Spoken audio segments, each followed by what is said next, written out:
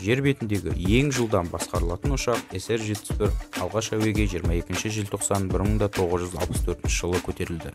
SR-71 әлі күнге дейін көрінбейтін асқын дыбыстық барлаушы ұшақ. 1976 жылы ұшақ абсолют рекорд жылдамдығы 3529 км/сағатты қойды және горизонтал қалыпта биіктік бойынша 25900 метр биіктікті қойды.